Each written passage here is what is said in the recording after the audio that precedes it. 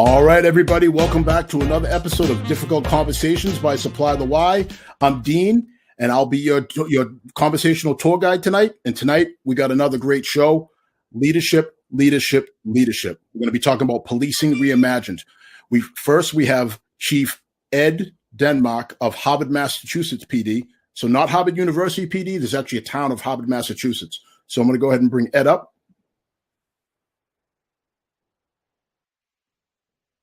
Ed, how you doing? Great, Dean. How are you? I'm doing fantastic, man. Thank you so much for joining us tonight. And if you could, just tell us a little bit about yourselves, how long you've been in the job, and what you got cooking right now. Sure. So, as you just said, I'm Ed Denmark. I've been on the job now, believe it or not, 31 years. A long time now. So I started in the town of Ayer, Massachusetts. I worked there for about 11 years. Then I was very young, but I ended up getting a chief's position. In Sterling, Mass. I worked there for 2 years as the chief. And then in 2003, I landed my current position as the chief in Harvard. So aside from my full-time gig, I do a lot of training nationally, internationally, do some consulting. So right now we're working on kind of this whole theme tonight, the policing reimagined. I'm really focusing on what are the things we need to look towards for our training, for our officers to help us, kind of put forth a better product and hopefully change our culture a little bit. Outstanding. And just to clarify, you've been in the chief position for how long? I've been the chief in Harvard now for this is my 18th year in Harvard, but total I've been a chief for 20 of my 31 years. Wow. That's incredible. So I am going to circle back to that because we got a lot to talk about. And I'd also like to bring on Deputy Chief Ruben Galindo from the Northeastern University Police. How you doing, Deputy Chief? I'm doing great, Dean. How are you? I'm doing fantastic. Thank you so much for taking time out of your busy schedule to join us. I know you got a lot going on. You probably just finished up with your commencement type activities on campus. Mm-hmm. So this is normally time for you to kick your feet up and take a deep breath and reassess.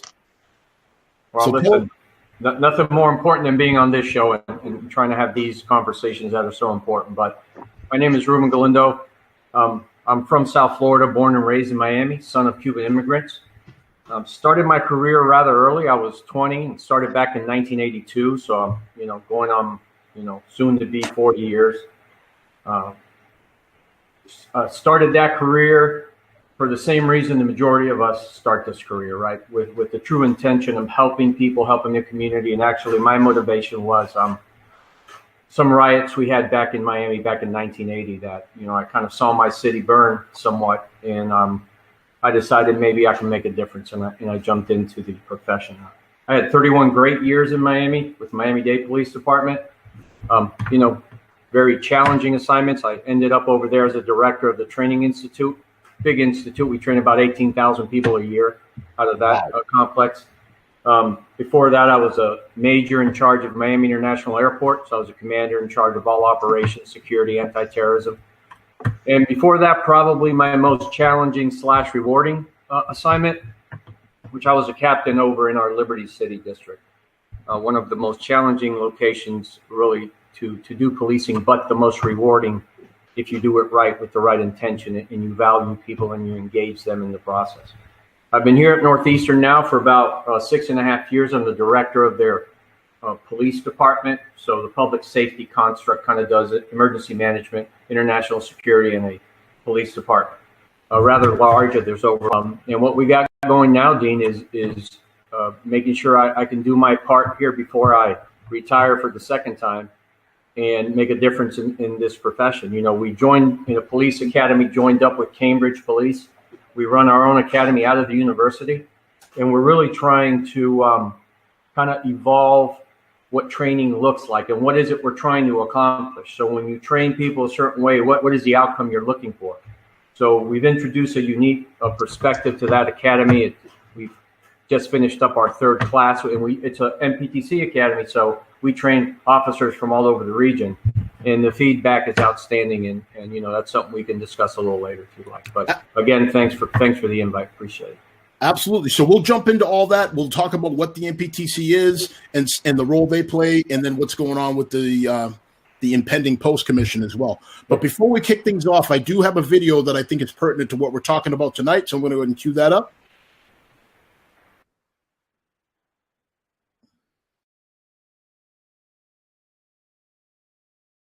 Of sorrow, one of the more poignant moments came this morning when Police Chief David Brown appeared at a briefing. His words were simple, direct, and powerful. This is not the first time the chief has dealt with loss on the job and in his personal life. Rahima Ellis has more for us tonight. We're hurting. Our profession is hurting. In so many ways, for Dallas Police Chief David Brown, this tragedy is personal. There are no words to describe the atrocity that occurred to our city.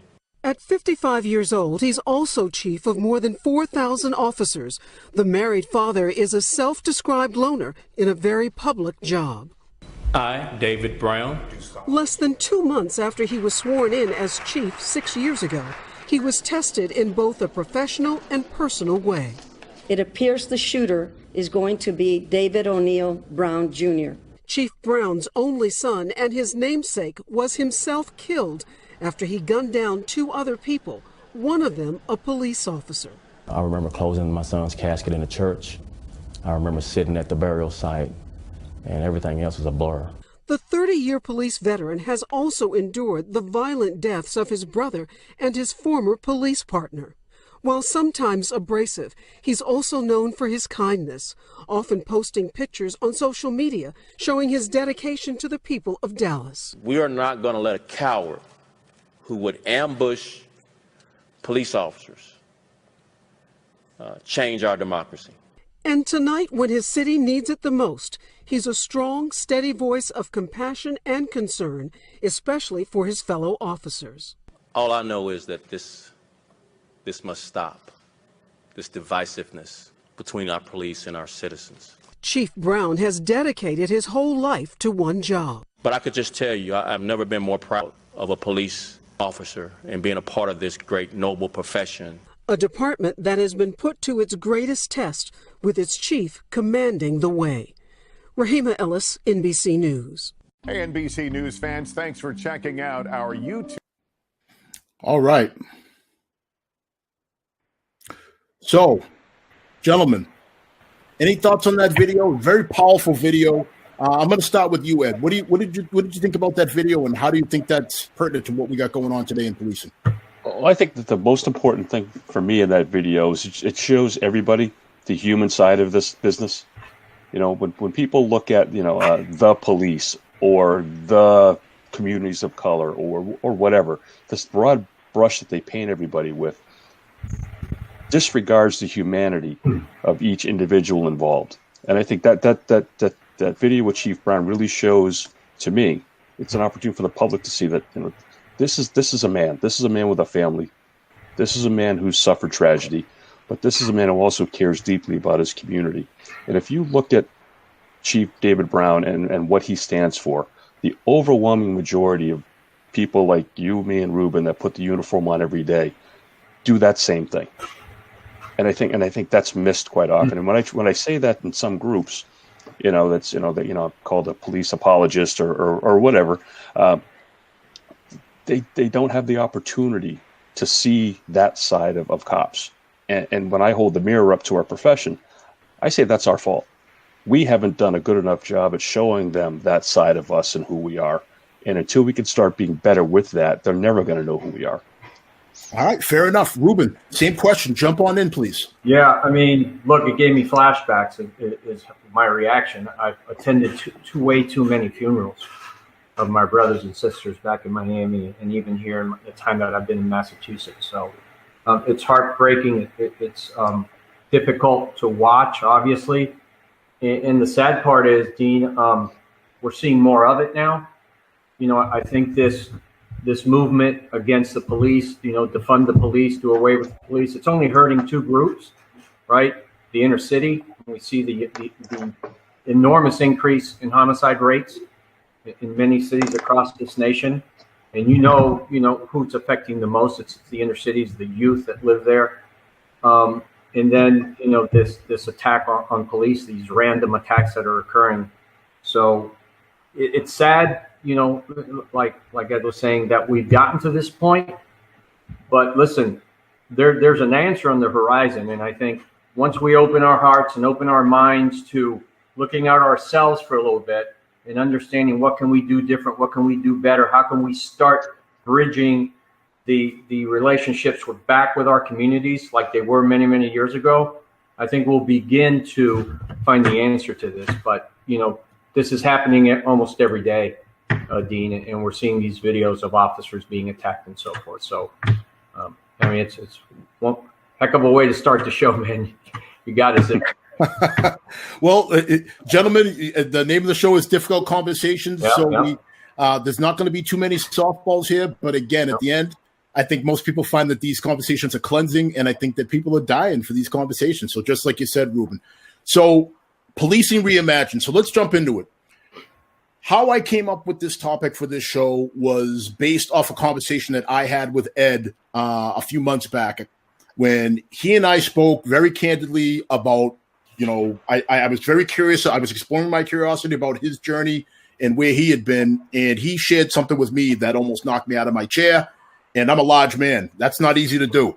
So he told me that when he was younger and he was brand new, like most of us, he was excited. He was energetic about being out there. And they used to post the arrest numbers and the citation numbers, I believe you said, Ed, on the backboard of the station. And it was actually a competition to see who could make it to the top of that list.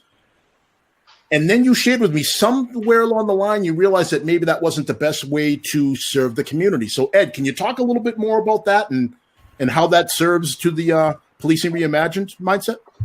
Yeah, when I first started, that's how you measured your worth. And that's one thing we know about, psychologically. Everybody wants to have value in their job, and they want to be respected in their job, and they want to perform well.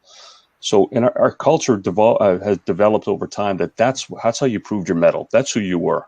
If you made the most arrests, if you made wrote the most tickets, then you got the sexiest assignments. Then you got to move into some of the other things. And over time, for me internally, I started to experience some inner conflict within myself that I felt like I wasn't comfortable with the way I was treating people because I recognized that these were just decent people trying to go to work, trying to do the right thing. And I'm making sport of them for the purpose of making myself feel better. And that didn't sit well with me. And to have that conversation back then, we're talking, early 90s, what are you soft? It wasn't about being soft. It was, what are we accomplishing here? And I tell the story about, there was a guy that I stopped late at night working third shift at a manufacturing job. No license, arrested him. And then a few weeks later, now this is New England, I'm sitting on my same spot about 2 a.m, and here comes this guy on his mountain bike in a snowstorm, riding to work. And that hit me. I was like, man, what was it worth it? This guy's just trying to go to work. So it's those little things like that over time, I just thought, man, we could be doing something better. There's got to be a better way to figure this out. And for them to want us to make inroads with our communities and talk about community policing and all this stuff, but at the same time have us out there being the enforcement arm for administrative things like licenses and stuff like that. The two things don't mesh. So that's kind of my perspective on it. That's incredible. That story you kept in your pocket. You didn't tell me that one before. Yeah. So just to clarify, the guy that you had arrested was the guy on the bike going the same route, clearly heading to work. Yep. Wow. Ruben, floor's yours. Yeah, man. So listen, this is where the conflict begins, right? And we can get into mental health and the issues we're having in policing right now, but you enter a police department with one idea, right? Which is, hey, I'm here to help people. That's why I joined your police department. I've had hundreds, if not thousands, of interviews with people, and we all say that. But then you go into an organization that has a whole different mindset, which is enforcement, and stats. Even till today, we're still being guided by CompStat, and to me, CompStat killed community policing. By the way. Because Ruben, Ruben, really quick, let me jump in. Can you just tell what CompStat is? There's a lot of people that aren't familiar with that. Gotcha. So CompStat is a process by which, depending on the size of your department, you bring in your commanders and you review the statistics, the crime statistics for the last month, and you expect each commander to give you an explanation of what they've done. And if the reduction has not occurred, then there's a little bit more pressure on that commander to do better next month. And it can become somewhat challenging, right? And you can hear cases where in New York they were falsifying statistics because the commanders didn't want to get in trouble when they went to the meeting, right? The problem is that was introduced a little bit after community policing, and we went away from building bridges to putting a cop on a dot with the hope of reducing a crime statistic, right? And then the more arrests you made and had an impact on the crime, then obviously the most successful you were. So I think, that kind of steered us the wrong way. And I said, look, I have a saying, and I brought it here to Northeastern, and I said, here's the saying: you become what you celebrate. It's really that simple. If that's what you're celebrating is the arrest, if you see that your officer of the year is the one who made the most arrests or got the most tickets or XYZ, then that's going to take over your department, right? That's going to be their motivation, right? If you start celebrating other things, look, and let's make no mistake about it, crime's going to occur, and we have to take action, and we have to be careful in how we do things and use the right tactics and use the right strategies. But let's start celebrating the great stories. And what happens is it's going to start taking over the environment of your police department. So, when I joined with Chief Davis at Northeastern about 7 years ago, 7 years ago, that's what we brought to the organization. The only things we're going to discuss in the hallway are the success stories of the individuals that we've been able to lift up, including those we arrested. And this has taken on a life on its own, and I'll be real brief on this one. But last week, about a couple of weeks ago, I find out that two of my officers engaged with a gentleman by the name of Willie. He's homeless. He's always wanted to live in Tampa. I don't know if it was a Tom Brady thing or the man's actually always wanted to live in Tampa, but my officers grabbed some tickets, put him on a train, bought him some clothes, and sent him to Tampa. Quick story, when he gets to Penn Station, New York, they send him back because he had an anxiety attack. The next couple days, my officers buy 3 tickets to Tampa, go all the way to Tampa and take Willie over to see his friends and where he's always wanted to live, and take a train back. Now, that's something to celebrate, but there's still departments in this country that would kind of mock you for doing something like that. But all right. In our organization, that's all you're going to hear is those kind of things. All right, so let me jump in on that. First of all, phenomenal stories, but a question I have is, can that be the norm, though? I mean, at some point, there has to be more than that. We can't expect officers. It's not like we're getting rich in this line of work to be digging in our pockets to buy people toys for Christmas, turkeys for Thanksgiving, bus tickets, train tickets. At some point, is there something more sustainable that needs to happen? So there's a question in the chat. It's addressed to Chief Denmark, but I'm going to address it to both of you. What can we do differently that we're not doing now? And then I'm going to add to that and say what is sustainable that we can do differently. So, Chief Denmark, why don't you jump in on that? I think Deputy Chief Galindo hit it. He nailed it. It's about changing mindset. That's what we can do differently.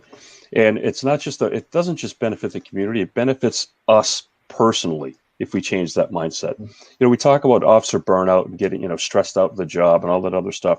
It's because we focus ourselves on negative all the time. We run around thinking, and I can remember giving myself headaches because I couldn't find something wrong.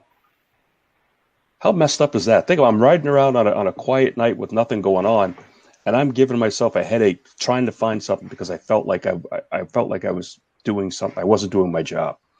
Instead of celebrating the things of who did I help today? How many people did I give directions to? Who did I give a ride home from the train station because I saw him walking and it was pouring rain that night? There's those little things that, as a matter of fact, back up a little bit. I remember almost having to sneak to do those things so I wouldn't get in trouble. Talk to me a little bit about get in trouble. Oh yeah. Oh, we're not a taxi service.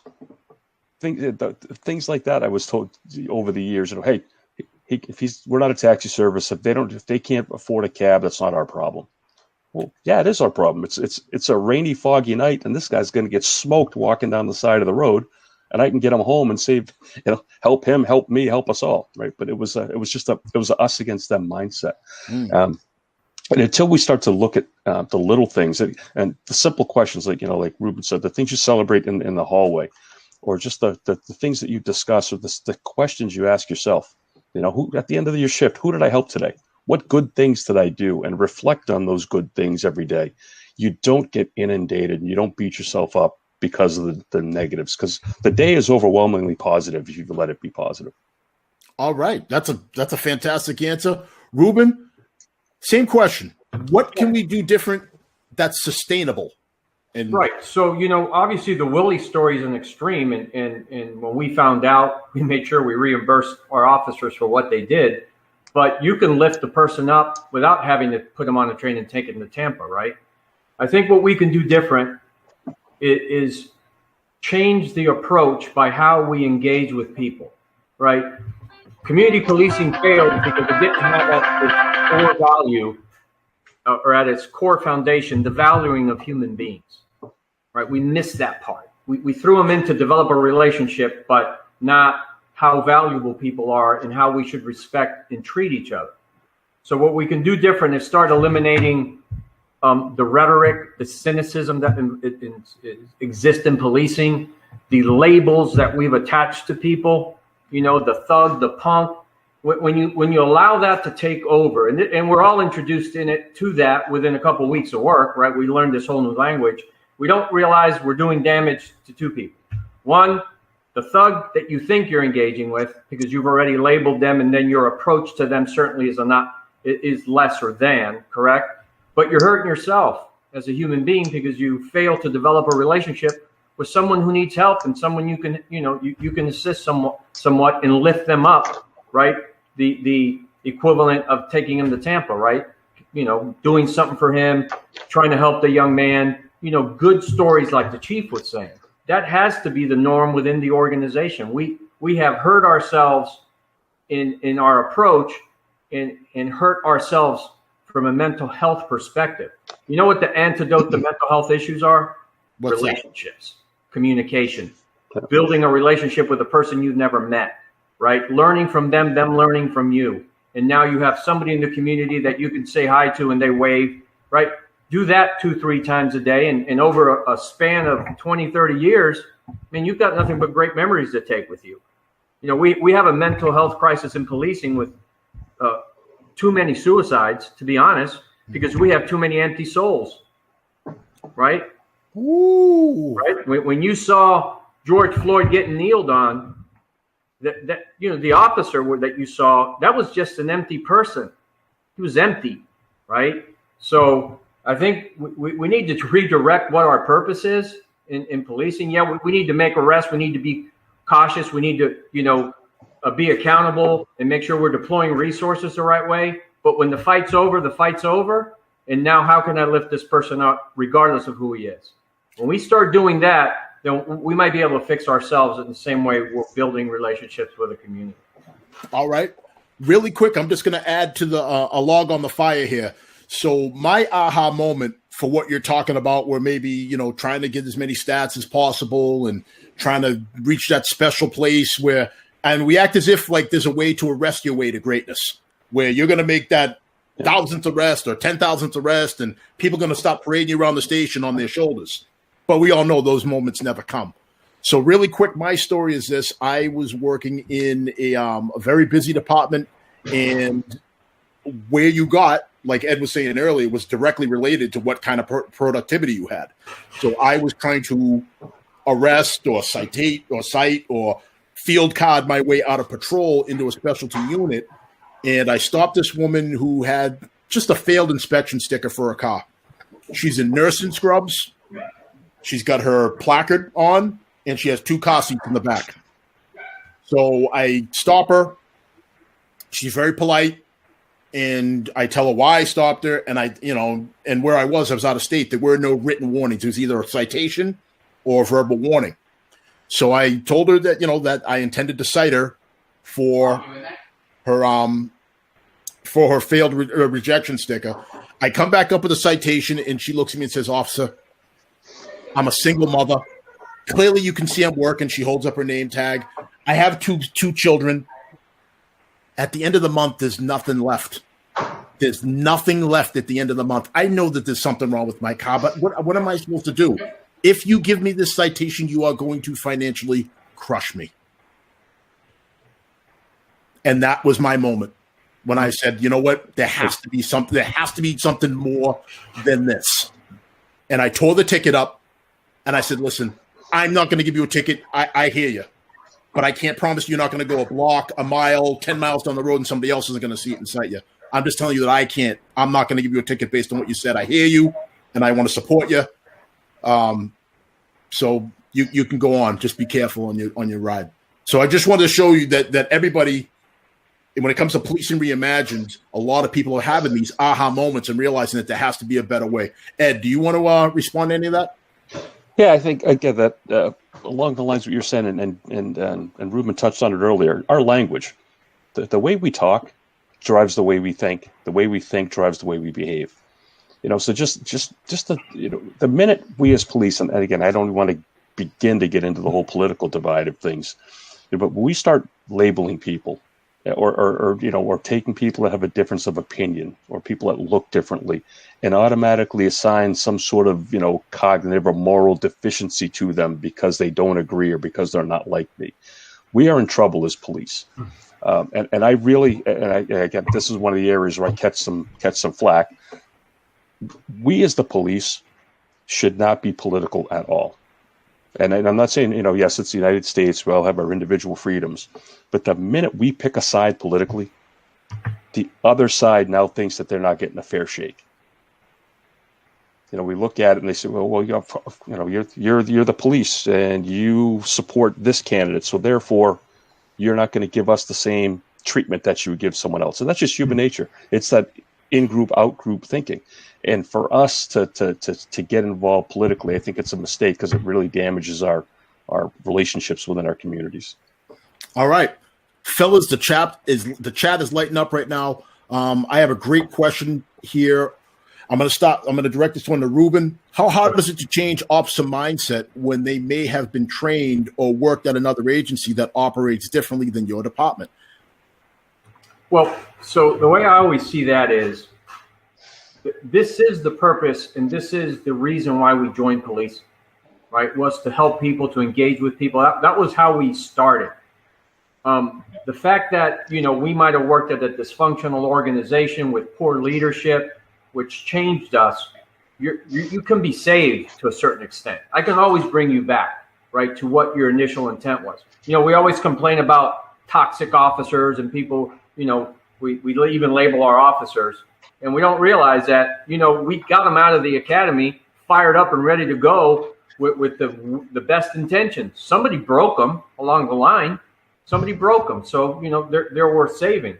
I think what I've noticed in our organization is that once you open the door, right, and once they know that that's what's going to be celebrated, that's who's going to get promoted, are the ones who really go out of their way to lift up the community.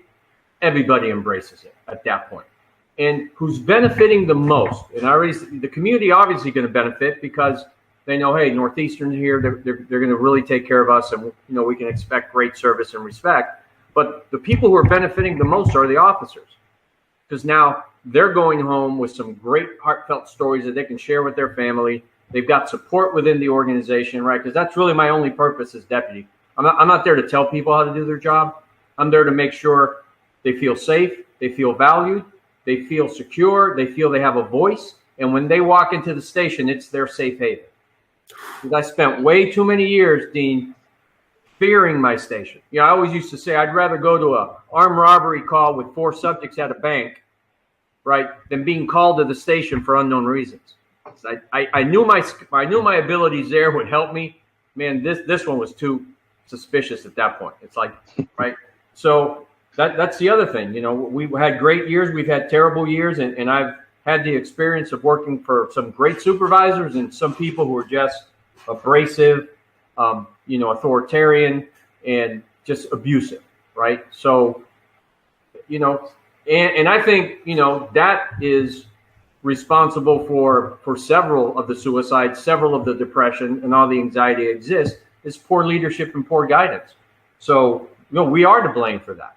There's still chiefs out there who'll slam their hands on a desk and raise their voice and try to intimidate people, and you're really not really accomplishing anything. So, you become what you celebrate. Make sure you hire people who value people, and make sure you promote those who can really reinforce the message within the organization. It's that simple. So those are great points. Ed, I want to redirect to you. Same question. How hard is it to change an officer mindset when they may have been trained or worked in another agency that operates differently than your department? Well, I think me and Ruben are going in the same direction, but I get a little different spin on it. I don't change anybody's mindset. I cannot get inside your head and make you be somebody that you're not. What I can do is we can highlight, like I said, celebrate the good things. And by nature, we want to belong. People want to belong. And if your culture is such that it's a positive one, no one wants to be the outcast. So they will decide on their own that they're going to get on that train. I can't make you. I can't punish it into you. It's just like you said before. We can't arrest our way out of problems. I can't suspend my ways to change. I can't suspend my way to changing an officer's mindset. They have to embrace the fact that this organization values certain things, and if I want to be part of the fold, they have to make that mindset change themselves. We can't force that, but we have to we also have to point out when people aren't embracing those values that we espouse to be our core. When we are saying we are one thing, but we are not stopping behavior that runs counter to that, we're full of it.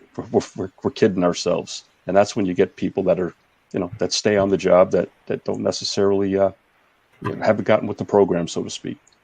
All right. Ed, I'm going to stay with you, and then we're going to go back to Ruben, because this is almost like 1B to that same question. So speaking of what, piggybacking off what Ruben said about promoting the proper environment and then promoting people out of that properly created environment, do you feel that some officers are afraid to let their guard down, and that gets in the way of building a relationship within the community? I think if officers are afraid, it's because we haven't created the environment for them to feel safe. It's a trust issue. You can't be yourself, or you can't be willing to take that risk if you feel like you're putting yourself in jeopardy.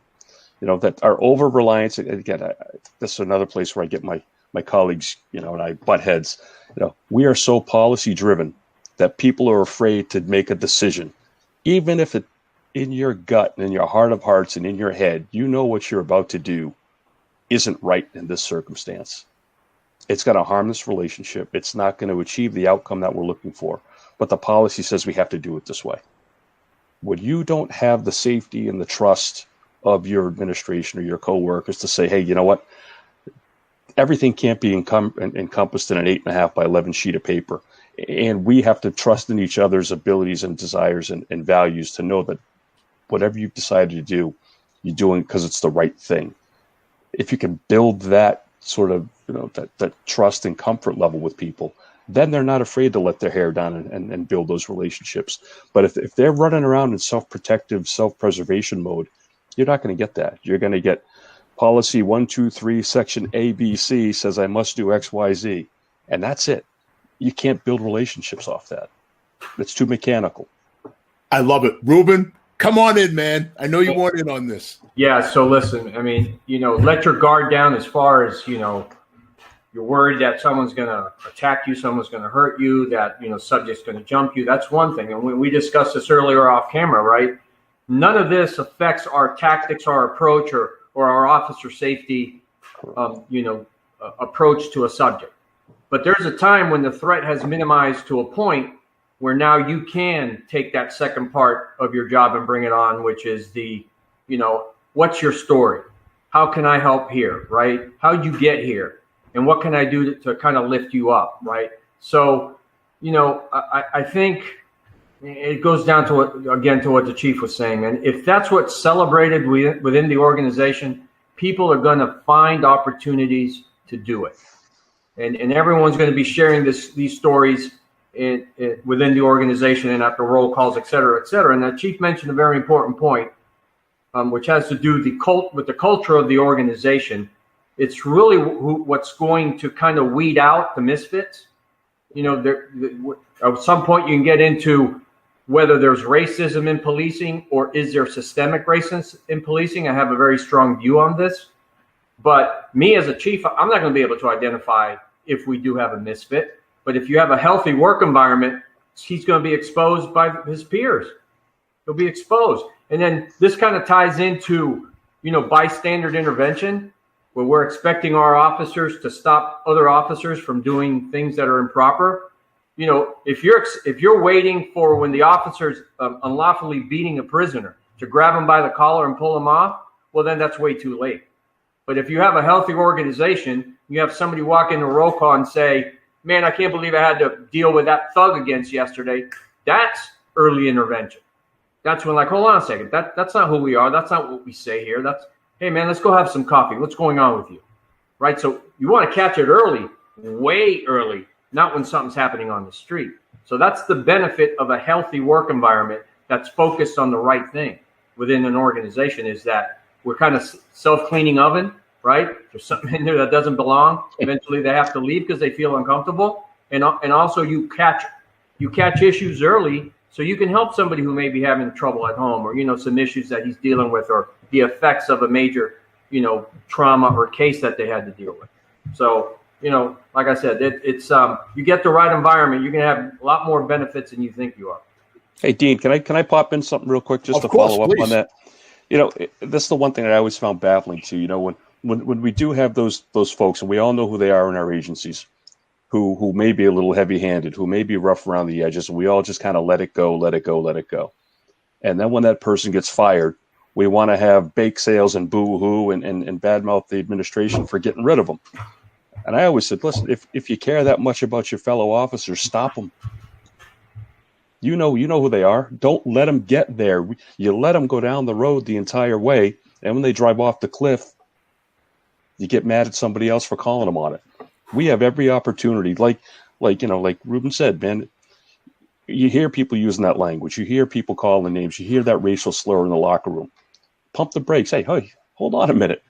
You keep that stuff up, man, you're not going to be here. A, you're going to march yourself out of a job, and B, that doesn't represent who we are as an organization. You can't do that here. We don't want you here. And that takes guts. It takes guts.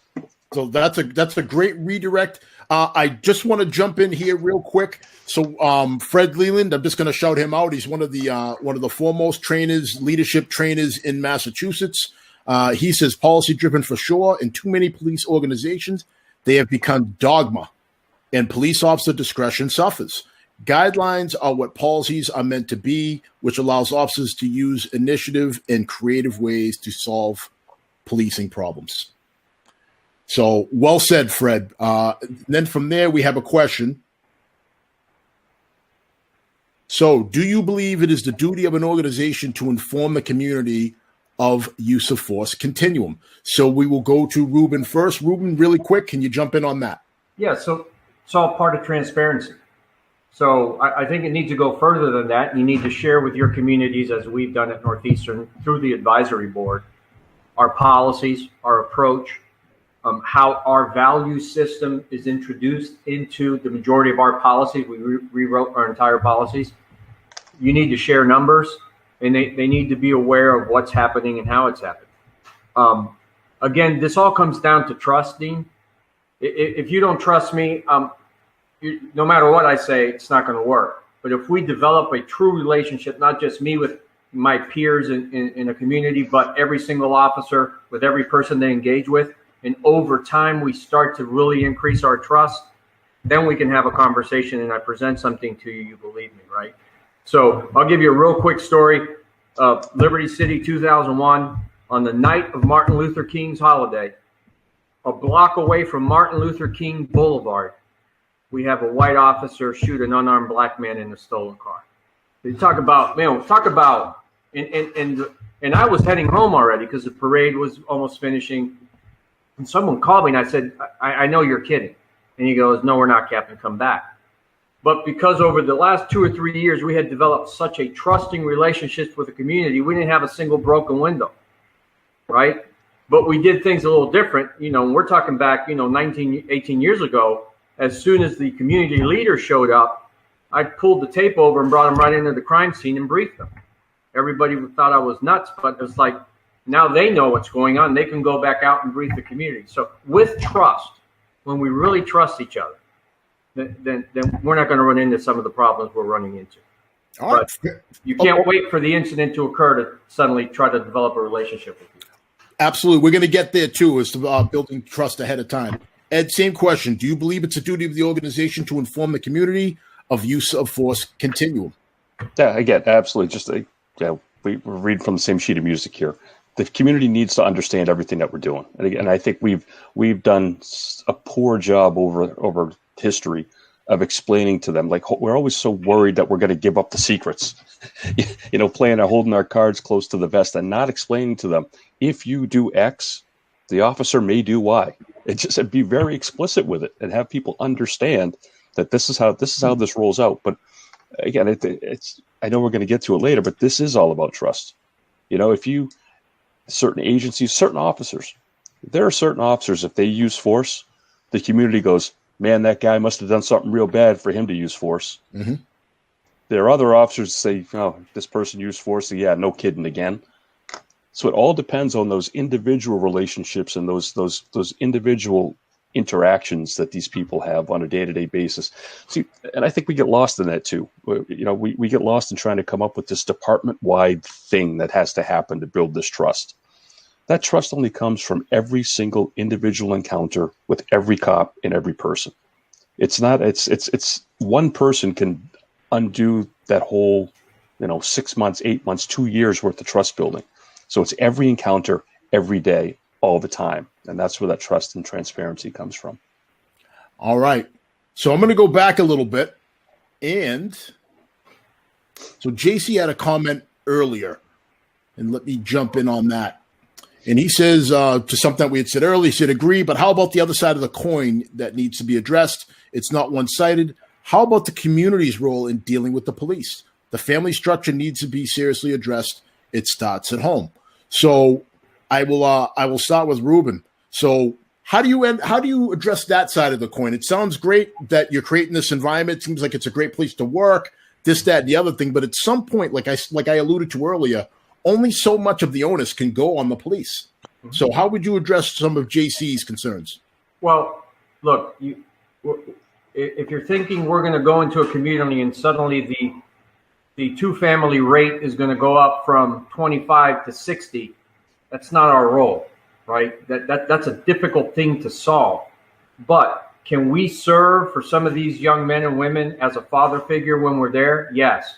Can we empower the community and entrust them and give them the responsibility that they should have within that community to kind of defend themselves and protect each other? Yes. But you can only do that when we have trust and we have an established dialogue that we can have with each other. So, the one approach is, when you have all these community meetings and things that are going on, they should be for the purpose of educating each other. So this is what's happening in your community because you may not know. And here's our expectation of what you can do to help. And here's what you can expect us to do to address the situation. Listen, I've always said police work is temporary, right? Except for the 2 or 3 people that you're going to arrest that are going to go away for life, everyone else is coming back. So the only thing we can do as a police department is provide a community a window of opportunity, right? By doing some strategic enforcement, some, targeting of gangs, et cetera, et cetera. I bought you 4 to 5 years. What can you do as a community so when these individuals come back, and they will come back, that they will notice a marked difference in the community they left? Because if they come back and everything's the same, hey, everything's the same. Let me just go back to my corner and do my thing. If they show up and they realize the community is now empowered, right? The community has visibly changed, right? And make them feel uncomfortable, then there's an opportunity for them to adjust because they're no longer welcome. So empowering the community, the relationships are key there, and strategic police work. And what I mean by that is smart police work, not high enforcement police work. There's a big difference. All right. Fair enough. I'm going to redirect over to Ed. Ed, same question. The other side of the coin needs to be addressed. It's not one-sided. How about the community's role in dealing with the police? The family structure needs to be seriously addressed. What do you say to that? Again, there's nothing we can do as police, you're right, about family structure. But we're talking about relationships and we're talking about the community. When they don't find us to be legitimate, when they are resistant to us, when they are against, seemingly against us. That's fear driven. And we do have a responsibility to mitigate that fear. Every person on this earth, again, I've been around the world doing this stuff, right? We all have the same one thing in common. We all have the desire to survive. And if I think you mean me or my family harm, I'm not going to support you. I'm not going to trust you. All those things that we need to have a strong community aren't going to be there. So when I see, especially we're talking the police reform stuff, and some of the officers are really kind of, I guess it's fear of the unknown on our part too, right? But not embracing this opportunity to say, look, we are not who you think we are. And we might be able to change their family structure, but we can change the tone and the temper of that community by having them not be afraid when they see us. Like, my biggest pet peeve is, we protect and serve. Explain to me this. Why the hell is every single person's blood pressure and heart rate go up when they see us and they're scared of us if we're supposed to be the protectors? Makes zero sense. We're not walking the talk. We need to change it up a little bit, and that is our responsibility. All right, fair enough. So let me ask you a question. So you get the opportunity, a brand new city pops out of nowhere, pops out of the Atlantic Ocean, and they need a police department. They got to start from ground zero. What are the top 3 things that you're doing to build this police department from scratch, Ruben? Well, I would say number one is not build the police department yet. Right? Let's try to get an understanding of who lives there. How did we all end up here?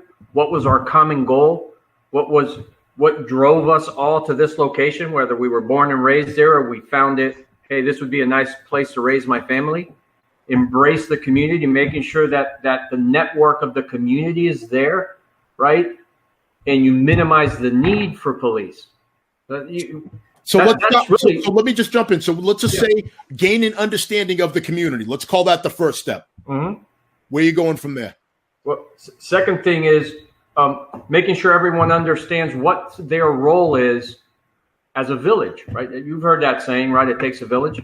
So what's your role as a member of this village, not just to protect your family and your neighbors, but the kids down the street, the kids from the high school? We all have responsibilities. We can't just say, hey, this is not my problem, I'm going to call the police. No. If you got a group of kids who are throwing the ball in front of your yard and you're upset because they're making noise, don't call the police. Go out there and see who they are. Hey, how you guys doing? And maybe put up a basketball rim for them. Right? So that's the idea. Every police department should be working to put themselves out of business. I wish we reached the point where you get to a town, let's say Harvard, and you go, man, we don't need the police anymore. Right? So we should be working to put ourselves out of business. And the last part is then from that community, identifying individuals who truly care about other human beings. Right? It's the number one rule if you want to work at Northeastern. How much do you value other people? Very simple question. Mm-hmm. I can train you to do everything else, but I can't teach you to be a good person. So then identify from within that community people who truly care about other individuals and want to take on the role of being a police officer in a whole new light. I'm not talking about law enforcement. I'm talking about I'm here so when the community can't deal with a specific problem, and then they entrust me with the power of coming in here, the authority, I would say, to come in here and make things better, right? Better from a perspective of lifting up the community member that needs it, right? So that would be my thing. So I'm not even talking about police department until step 6, 7, or 8. You got me at 3, but I'm putting it way back there. All right, fair enough. Ed, I'm going to ask you the same question. You are in charge of developing this police department for this new community. What are your first 3 steps? Well, again, I hate to sound like a broken record, and trust me, this is not a cop-out. But that's right, Ruben and I are reading from the same sheet of music. That's where you start. I mean, to me, it all starts with identifying what is it that we value as a community? What is it that's most important to us? How do we go about maintaining that? And are we clear what the rules are with how we're going to handle when people deviate from those accepted values and those accepted norms that we've developed? So right now, again, when people start to look at inequities within their respective communities or towns. If we built this new place, is it the idea of there being some sort of utopia is not going to work. There's always going to be some inequities, right? The haves and the have-nots, that those things happen. How can we develop as a community a mechanism to mitigate those things that lead to the later crimes, the property crimes, the theft, because people don't have the same access to resources other people may have. So it's I would more view it less as a police agency, as more of a forum to where we can discuss where we want to be and who we are, and then collectively come together with how we decide what we're going to do when those things start to break down. Again, in our system right now, by the time we make a law and a rule, it's too late. The negative behavior has already embedded itself so deeply that we needed to make a rule. It's too late. We've missed it. So kind of, on the front end of this is identifying what we want things to look like and how do we get it from moving from there at all. All right. Outstanding. The one thing that that I really liked that both of you said was involving the community in the process of developing this thing. I think that's of the utmost importance. And that, to me, when we talk about policing reimagined, that has to be at the forefront of reimagining policing, is just redefining what a partnership is between a police department and the community. Ruben, you touched upon it earlier. We're going to go down the road. Building trust before a bad incident happens. So, Ruben, since you brought it up, I'm going to have you go first. Tell us why, in about 90 seconds or so, tell us why it's important to build trust with the community prior to the onset of a bad incident. Well, look, because we will not survive without the community's support, right? And there's plenty of places in this country where crimes are solved because of the community's input. And they come forward to let us know what's happening. So we have to build that trust. If not, you're going to fail miserably. So, I mean, look, at the end of the day, we're like in different silos. You got the community here, you got the police here, and you got the criminals, right? The only one who benefits from us not joining forces is the criminal. And that's the bottom line. So, trust. Look, we can go over this over and over and again, but it's the only answer to being an effective police department is through building this trust, with the people that you serve, and knowing that they have people who truly care about them and that you're looking for their best interest in mind. And over time, you're going to see that relationship building and the trust increasing. And how it's going to happen, Dean, I'll be honest with you. Look, when you look at it as a whole and you say, wow, the police, right? 18,000 police departments, how are we going to fix this? Well, there is no police, and the chief has alluded to this. There is no such thing. There is your police in your town where you work, where you live, and wherever place you work.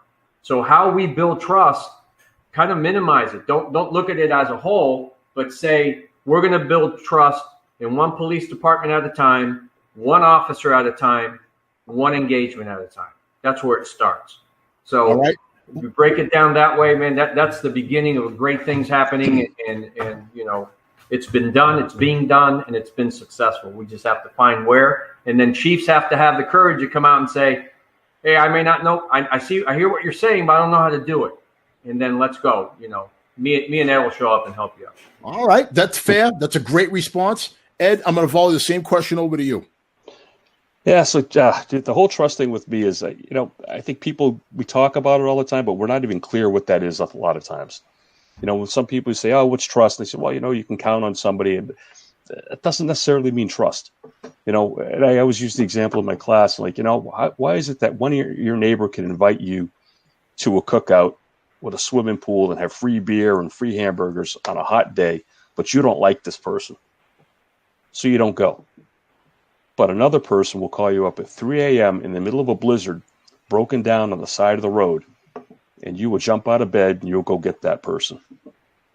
And that you will go get that person because in a pinch they would come get you. You do for them because they would do for you. That's the very basis of trust. And if we're not having our communities that bi-directional relationship of, hey, community, I'm here for you, the trust comes with, I know that you're there for me too. And again, that starts with us showing and being honest about our strengths being upfront when we screw up, because we're human, and that part of the human animal is we're going to make mistakes, own it. And then also we do, and this is a touchy subject for some people, but reconciling the past. We can't heal until we can admit to our past mistakes and transgressions. Let's shine a light on it. Let's say we messed it up, and let's promise each other we're not going to go back there again, and let's make a path forward. Gentlemen, I know you can't believe this, but we're down to about 4.5 minutes. We got to start wrapping up, and it's just starting to heat up. First of all, this has been fantastic. I mean, this flew by. I almost lost track of the time. So really quick, Ruben, in like 60 to 90 seconds, tell us what projects you got going, what's important to you, what causes should we be on the lookout for?